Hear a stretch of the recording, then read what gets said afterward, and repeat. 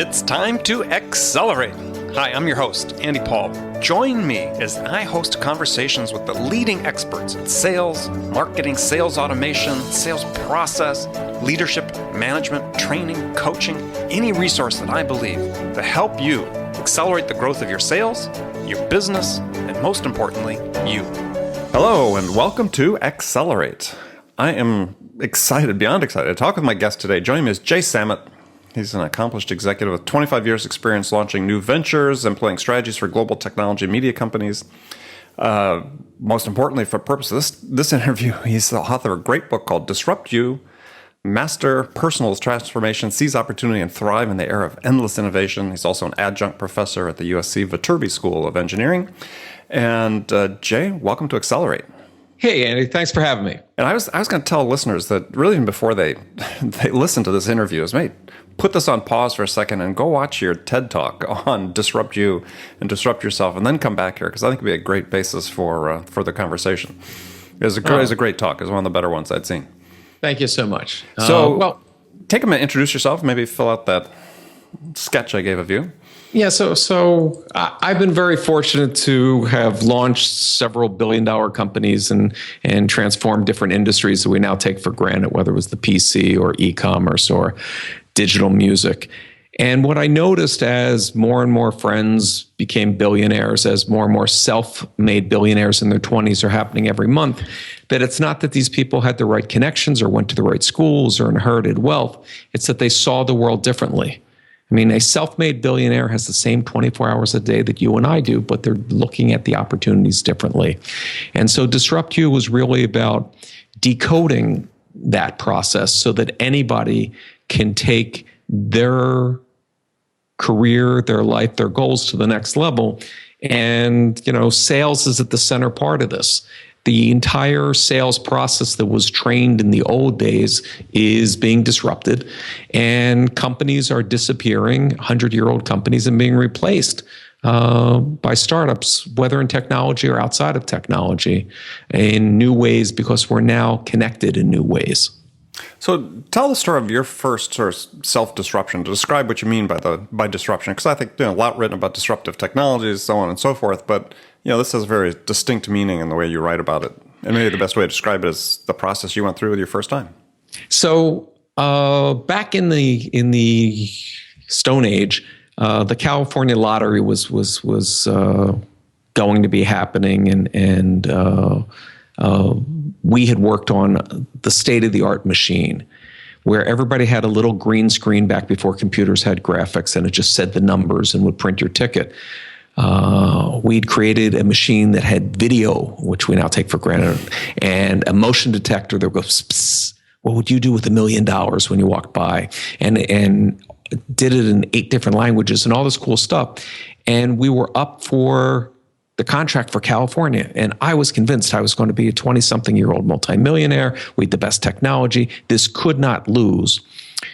What's in the footnotes of the book and nobody goes back to is the FBI actually had a videotape of a state senator getting a suitcase of $50,000 cash from our competitor, and lo and behold, they win the contract. And some of those executives from that competitor ended up in jail, though, right? Yeah, I was devastated. I put every dime I had maxed out my credit cards. I had a young 2 kids. I'm a startup. I built the greatest machine, the greatest thing since sliced bread, and I'm flying back dejected and broke. And I land at LAX, and I really can't even afford a cab ride home. So I'm trying to figure out public transportation, which LA doesn't have. That's a 24-hour journey probably to your home from. Yeah, and back in the day, they used to have little volunteered old ladies that would sit at a counter to welcome visitors and explain stuff to you. Well, they only worked so many hours a day. They only spoke English. And I'm sitting there and going, wait a second. If you had a kiosk at the airport, if you had kiosks at all the terminals that spoke every language, there's 50 million people that visit this place. Fast story. Why don't I take the lottery machine, turn it into kiosks? And today, there's more kiosks at airports than there are employees. So what I learned is to see every obstacle as an opportunity in disguise. 2 kids sit in traffic in Tel Aviv, and they go, wow, this traffic sucks, but the phone company knows my phone's in my car and his is in his car. If they told me to go left and him to go right, there'd be no traffic. That was Waze. Before they had sold a single dime worth of revenue, they were acquired for over $1 billion. It's that simple. And this is happening every day because what is different is we can now reach 6 billion consumers. Your customers, if you're a salesperson, think of that person sitting across the desk that you're selling to. You're not selling to, I've done deals with Coke and P&G and McDonald's and Toyota and all these big brands, but I never sold to a company in my life. I sold to that individual across the desk. What's their concern? What's their fear? How do they keep their job? What can you do to make their life better? If you solve for others, you'll end up solving for yourself. And so self-disruption is really about holding that scalpel and doing plastic surgery. It's about looking about what you're lacking, what belief systems were drilled into you by parents and teachers that didn't want you to suffer the failure, and you end up listening to people that gave up on their dreams rather than pursue your own. Yeah, you talk about if you don't pursue your own dreams, you'll end up working for the people that are pursuing theirs. Right. Or as we get into more automation, over the next 5 years, half of all white-collar jobs in the U.S. will disappear. Wait, over what period of time? 5 years. So what's driving that? I understand automation, but specifically what? Automation, robotics, downside. If you look at the 2008 recession, corporate America has responded fantastically. Stock market's up, profits are up, and yet the Fortune 500 employ 1 million less than they did 6 years ago. And let me just give you a 100-year view in 2 seconds, but make this crystal clear. Let's go back to 1900. Half of the country were farmers. It took half the country to feed the other half. Makes sense. With the tractor and irrigation, we started mechanizing farms. We didn't have massive unemployment because Henry Ford and the Industrial Revolution took all those people. But now with automation and robotics, the new Tesla factory basically has no employees and can make a car. So the Industrial Revolution took half those jobs and just switched them. Now those are disappearing. Today, it's 1.6% of our population makes food for not just the other 98%, but we export to the rest of the world. That same efficiency will be happening in manufacturing, in transportation, in sales. AI systems will replace lawyers and accountants. The number one job on U.S. tax returns is truck driver. This week, as I predicted for a long time, Travis and everybody at Uber has launched their first autonomous Uber vehicles in Pittsburgh. Right. Volvo C70s. Yeah. Mercedes has 18-wheelers going on the Autobahn in Germany. There are self-driving autonomous freighter ships going across the oceans that don't have to worry about pirates. So millions of people will lose their jobs. But this is also the greatest time to start a business. This is the greatest time to expand your business because you're no longer limited by geography, by language, even by currency. So when you go through this self-disruption, for people, and you address this in your TED Talk and in your book, it's this fear that holds people back from taking these steps. Absolutely. So you have to get to some basic existential questions. And the first one is, unless you really, really believe in reincarnation, you got one shot here, okay? I gave this talk in India. It didn't go over the same way. But what's the purpose of life? And to me, the purpose of life is to live a life of purpose, to achieve something, to make the world better. You don't get to live forever, but what you create can have an impact. So if you have this gift, this amazing odds of all these planets and all these stars that were here, what do you want to do with it? And what is stopping you? So as I talked about in the TED Talk and briefly in the book, I wasn't supposed to be successful. I was stupid. I was dyslexic. I didn't speak it the same way that all the other kids did. So all the well-wishers and teachers and everybody basically wanted to steer me to things where I wouldn't be hurt and thought less of. And maintain your self-esteem. And that isn't the right approach. We all have a unique life and a path. And so when you look at most of the successful businesses out there, they weren't wholly formed as this genius idea. That for the most part, somebody just stumbled farther down a path looking at what they thought was a genius idea than anybody else bothered to go. And when they're that deep in the woods is when they discovered something that nobody else saw. I give tons of examples in the book, as you know, but a real simple one that I love is computer dating. So computer dating was popular, then broadband comes along, and these three guys say, wait a second, we can revolutionize online dating by putting videos. Everybody else has still pictures. We're going to make a fortune. And they put up a site called Tune In, Hook Up, and they did everything perfectly. Brilliant engineering, great videos. One minor problem. The people that signed up were the biggest collection of losers that no one ever wanted to date. Tragic flaw. But they looked at the data. And even though nobody wanted to date these people, every woman wanted to show her friends, this is what I have to choose from. They started sharing the videos. So they changed the name of Tune In Hook Up to YouTube. And 10 months in, sold for a couple $2 billion.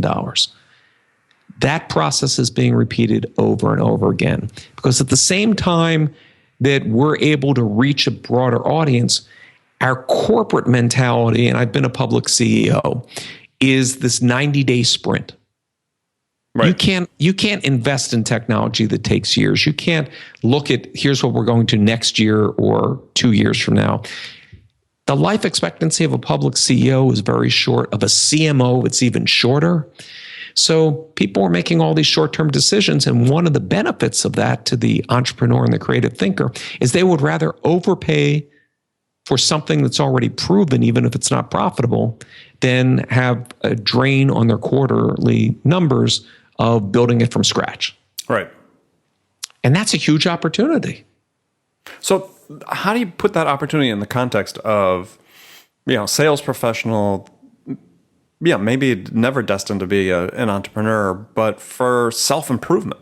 Okay. I mean, within what they're doing, within their profession, within sales. So let's pretend for a second that you're the sales guy who sells drills, electric drills, okay? Sure.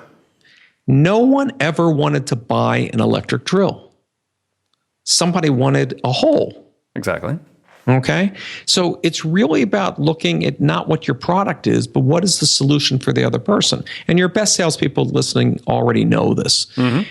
What else can you put together? So the example that I talked about in my own career is I was suddenly at Sony tasked with competing with iTunes, which had a 2-year head start, and Sony was asleep. And Apple's the best marketing company in the world. They can spend more money than my little new startup download store can. How do I compete? So I looked around the world at who had a problem that had nothing to do with music, had nothing to do with the download, but who has big problems and big reach. And the two headlines back then were McDonald's business was suffering because the movie Super Size Me came out. Mm-hmm. And it was deemed as, it killed their numbers. And United Airlines was in bankruptcy, the biggest airline. And go, okay, Jay, what does this have to do? How can I take my problem and use it as a solution to solve for somebody else and therefore leverage their spend and increase the sale? So punchline of the story is pitch McDonald's. I can make them hip and cool again with buy Big Mac, get a free track, and put a code on every Big Mac and have them spend $60 million on TV commercials, signs in store, tray liners. 100 million people go through there and do that. And United, back when we all watched the same movie at the same time on the big screen, why not have them allow people to use their frequent flyer miles to buy other things such as downloads and do a concert in the sky with Sheryl Crow to announce this new, exciting new United? Ends up, you get tons of press, you get earned media, we got 20 million customers the first month, and all that cost nothing. Not a penny. It's by solving for others, we solve for ourselves. So it's about taking that sales approach of a more holistic, other than how many gross cartons are you going to buy, right? If you get into the I can sell it to you cheaper, you're a race to the bottom. And I will tell you that there is somebody in a country that has cheaper labor, cheaper supplies, that will always be able to undersell you. But if you can provide a solution to that individual if you become a resource of knowledge, of data, of something that can help them do their job better, you're an invaluable part of that person's career, and that sale is a given. And getting to that position, as you talk about in the book, is, it's a deliberate process. This Absolutely. is not something that you just, hey, I'm floating along, I'm going to read something here and there, and maybe I'll get better. It's an easy process. And to help people, and again, to anybody listening, and if you listen this far into this, you're halfway there because you're seeking knowledge. I'll give a free 40-page workbook to any of your listeners. Okay. They can just go to jsamit.com and click on the link, and it walks them through that process of how in 30 days they can have a transformative idea that they know will be what I call a zombie idea, an idea that you can't kill. And that's my gift to start people on this, because we all benefit from people solving problems for us. Yeah, absolutely. And that's all an entrepreneur is. And every day I hear from readers that have built some amazing things and conquered problems that everybody else always just went with, that's the way it always is. I'll give you one of my favorites that's not in the book. Have you ever, or if you have elderly parents or whatever, they take out their pill bottle, then the phone rings, and then they finish the phone call. Did they take their medicine or didn't they? Right. Okay. Efficacy of prescriptions is the number one thing that we could change in an Obama healthcare society that will save billions of dollars. People get healthy faster, need less drugs, and conversely stop overdoses and all. Huge problem, but nobody ever thought of that as just make sure they take their medications. Right. Nobody ever thought of that as something to solve. So a guy took a Happy Meal watch, one of those nickel watches, little digital display, attaches it to a pill bottle lid. So every time you close the lid, it sets the countdown clock over again. So you pick up your pill bottle and says, oh, I opened this 3 minutes ago. Yes, I took my pill. Oh, it hasn't been opened in 8 hours. No, I did not.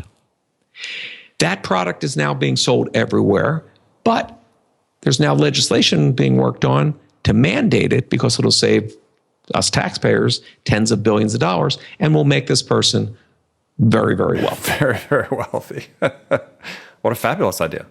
Fabulous. And there are tons of these every day. So it's really about looking how the world has changed and what problems you still have. Well, I'm sorry, go ahead. And all you have to do is start today. The best time to start your business was a year ago. The best time to improve yourself was a year ago. Second best time's now. What are 3 problems in your company? What are 3 problems in your career? Write them down. But do this every day for a month. The first day, it's kind of easy. But after you get a couple days into it, you really have to start looking at everything in your life moment by moment. What are you doing out of rote process? Because it means we have to think less. We can live our days without thinking. But if you start breaking down moment by moment, you'll see that pill as a $1 billion opportunity. You'll see traffic as a $1 billion opportunity. And then you start saying, what has changed? What new tools? How can something in social media let me reach everybody? How can I do this locally? How can I use mobile? What has changed? Even if you're not in technology. I just spoke at a convention of the people that do customized promotional products, pens that have names on it and giveaways. And they're all worried that China's now going direct. The guy that has the exclusive for some factory, and he had the exclusive for Ohio's now going to be disintermediated and his career will be disrupted. Mm-hmm. But he saw himself as selling physical tchotchkes as opposed to providing a marketing solution. So if he understood what the client need was, nobody wanted pens. They wanted something memorable of their company. So now with 3D printers, you can make custom desserts at that meal. You can make the froth on the latte with the logo of the company at the break at the conference. You can do these extremely memorable things that have a higher margin to the salesperson than selling a gross of pens for 87 cents a pen. Well, as you say in the TEDx talk, is that consciously or unconsciously, we choose to lose our jobs. I mean, you talk about the million or the half of the white-collar jobs that could disappear. What you're saying is that that's our choice. And we're consciously or unconsciously. We're either being satisfied or staying in place, or we're disrupting ourselves and moving forward. Yeah, here's a simple question. I'm 55. Would you go to a doctor my age, Andy, if I told you before you came into my office that I haven't taken a single course since I graduated medical school 30 years ago? No. No. Because all the new procedures, all the new drugs, how could you do that? Oh my God, you shouldn't be allowed to be a doctor. Now hold a mirror up to your face, whoever you are that's listening. What are you doing to continue to grow? What are you continue to make yourself indispensable? If you are not unique and the best of what you are doing, you will be replaced. It's that simple. So you're choosing to be thrown out like a razor. Where on the other hand, I've always focused on what are the next opportunities. And if you're the only one doing it, you're the best in the world at what you do. So there may have been other people who could have designed the first online auction better or different, but eBay's doing just fine. I worked with Reed on LinkedIn. Maybe somebody else could have come up with something different. But when you change the paradigm, you then control that turf. Now, eventually, a disruptor will come and disrupt you. And I've had that experience as well. And the speed of change is very fast, but you're in control. Disruption isn't about what happens to you. It's about how you respond to what happens to you. I can tell you tons of people that getting fired was the best thing that ever happened in their life because it forced them out of that mindset, took the blinders off, and they then saw new opportunities and had success. It's really interesting that everybody that has a job at a Fortune 500 company, feels really secure. Well, this is the 60th anniversary of the Fortune 500. Right. Only 57 are still on the list of the original companies. So I was, a president of EMI, a 100-year-old music company. Mm-hmm. They signed Enrique Caruso, the Beatles, Pink Floyd, Sinatra, the Beach Boys, an amazing company. It's no more. Right? Kodak invented the digital camera in 1975, but it didn't have the profit margin of film. So whoever was in charge of it was destined to career death. Kodak, 100-year-old company, gone. Yeah. So, and this is the same also it was that for fear of failure that prevented people from changing, though, that you talk about. 100%. It is the most fiendish thief on earth because it not only robs you of success, but it robs the world of your unique ideas. So in your talk, you talk about the difference between failing and failure. If you could explain that for the audience, I think it's a great point to get to. So failing is discovering what doesn't work. Thomas Edison famously said, he failed 10,000 times before he came up with the light bulb. Okay. Right. Failure is throwing in the towel and giving up. We all fail. Years ago, and it's in the TED Talk, but I knew the guys before they were millionaires. I worked with these two guys who had a genius idea. I'm talking like major genius. What if you hook up traffic lights, this is in the 1970s, to computers and reduce urban congestion? Can't fail. Company's called Trafo Data. Two genius guys. You know what? It failed. Why? Because city planners had no idea what they were talking about, and they were like 15 and 17 years old. Right. So when it failed, they didn't give up. The next year, they started a company called Microsoft. And Bill and Paul did, I think, a few $1,000s that first year. They've done all right by themselves. And then they changed the world. So, Walt Disney failed, and Heinz of Heinz Ketchup failed, and Colonel Sanders, didn't hit success till he was 65. He had a lifetime of failure. And what all these people have in common is they learned from failing. If you're born with a silver spoon in your mouth and you've never achieved anything, then you haven't learned anything to contribute. But if you've had obstacles, if you've had failures, that's where the learning takes place. That's where the insight takes place. You see things that others wouldn't have discovered. So embrace failing. Be proud of failing because that means you tried. You embraced action. Yeah. It's just like, I'm try to, help people and give back. And I've dedicated the last third of my life to teaching this entrepreneurship to people. because society needs it. We have 2.3 billion millennials, and there will not be jobs for them. And if you look at what's happening in the inner cities, when you look at what's happening in Ferguson and Milwaukee and Baltimore, or in Spain, or in Rio de Janeiro, or even in ISIS, it's not race, religion, or culture. It's massive unemployment for a giant generation for whom there will not be secure employment. So unless we teach people how to solve problems and build local businesses and build, so many opportunities that didn't exist before, we're going to have a destabilized country and a destabilized world. Yeah.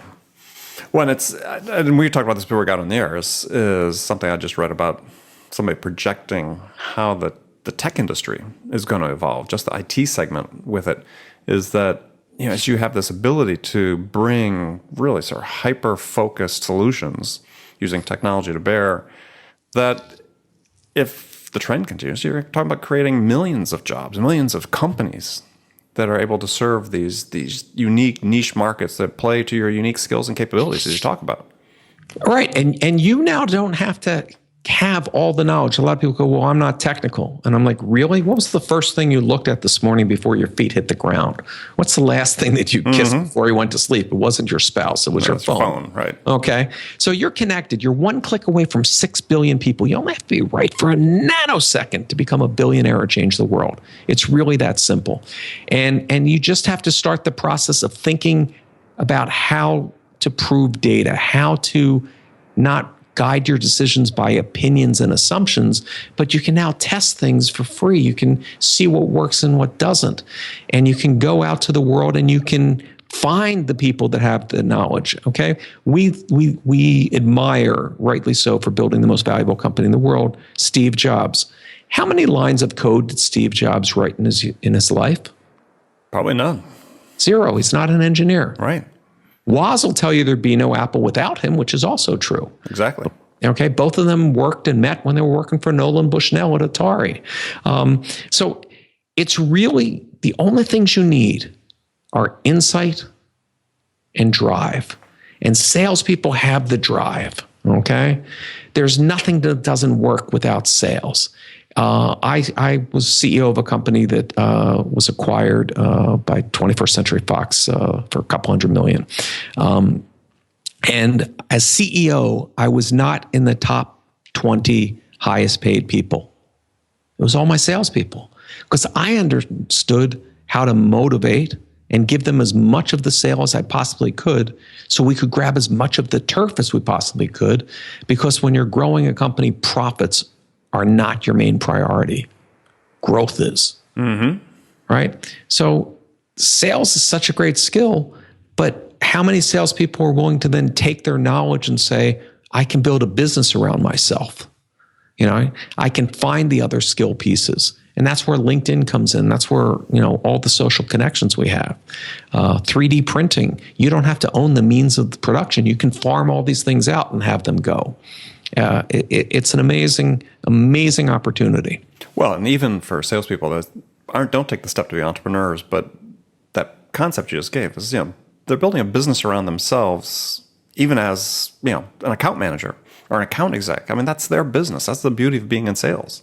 And they own those accounts, they own those relationships. And if they solve for those individuals, and they know this as those individuals move through their careers and move to different companies, that business stays with them.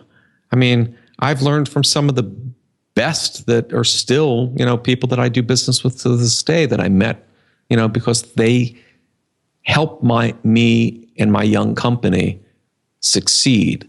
Buying from them was a secondary part of that process. Right. So last question on this part is, which something that came from your talk and I thought was really good and want you to share with the audience is you have your 2 affirmations. And I know some people think affirmations are corny. Personally, I like them. And the one that you used is one that's very sort of near and dear to my heart. I paraphrase it sort of myself, but every day. But I just love it. I think it's a good thing to leave people with. So let me just say that I'm not the tree hugging, hippy dippy. Let's sit under a lotus flower and pontificate. That's not me. But here's what science will tell you, and it's in Disrupt You, and it'll prove it. A negative state of mind won't have a positive idea. Think of the most miserable customer that you have or coworker. You've never heard a good idea because you shut down. You shut down emotionally, physically, mentally. The $100 bill could be right in front of that person and they just don't see it, okay? Well, the same's true for you and I. And motivation like a shower is something you need every day. That's why I tweet at Jay Samit. I tweet tons of this motivational stuff that I find fun and helpful. But I start every day saying two things, and I say them out loud. I say them when I'm shaving. Today can be better than yesterday. Absolutely can. Whatever happened yesterday, don't waste today's energy reliving yesterday's mistake. Today's a fresh day. Today you can go to the Olympics. Today you can be a star. Today you can be anything you want, okay? And the second is, I have the power to make it so. You have full control over your life. When I look at some of the inventions, when I wrote the book of kids in their teens that solved cancer detection better than multi-billion-dollar companies, and they sold their technology, and they're 14 and 15. They didn't come from special parents. They just weren't afraid to go, why not try this? So start every day with those two affirmations and just give it a week. And if you don't see more positivity coming from your brain, and here's the science behind it. When you're in a positive state of mind, you create dopamine. That's the same thing as people that take cocaine or methamphetamines, okay? It lights up the synaptic nerves, and you suddenly have more energy, you close more sales, you have higher intelligence. You know, all these things, you're not intelligent. IQ, you can change that. It's not written in stone. You're an introvert, you're an extrovert. Not true, okay? You can change that. You can actually change the physiology, the physical wiring of your brain based on how you use it. So that old use it or lose it, you know you're not in the same shape as high school because you're not exercising like you did. Works the same with your brain. Use it. Absolutely. Well, Jay, that's been fantastic. So I want to thank you for being a guest on my show today. How can people find out more about you or get in touch with you? Love to hear from everybody. JaySamit, JaySamit.com is my website. At JaySamit on Twitter. JaySamit. You can find me anywhere. And, you know, I hope Disrupt You really helps you get the most out of your career and your life. And tell folks again about the workbook on your website. So there's a free 40-page workbook that gives you the exercise. It's a companion to the book. If you go to JaySamit.com, just click the link and I will send it to you for free so you can get started today in living the life you were meant to have. I'm going to download it. I'm looking forward to it. Well, Jay, thanks for being on the show. Thank you, Andy. And remember, friends, make it a part of your day every day to deliberately learn something new to help you accelerate your success. And an easy way to do that is to make this podcast accelerate part of your daily routine, whether you listen to the commute, in the gym, or make it part of your morning sales meeting. That way you won't miss any of my conversations with top business experts like my guest today, Jay Samit, who shared his expertise about how to accelerate the growth of you and your business. So thanks for joining me. Until next time, this is Andy Paul. Good selling, everyone. Thanks for listening to the show. If you like what you heard and want to make sure you don't miss any upcoming episodes, please subscribe to this podcast on iTunes or Stitcher.com. For more information about today's guest, visit my website at andypaul.com.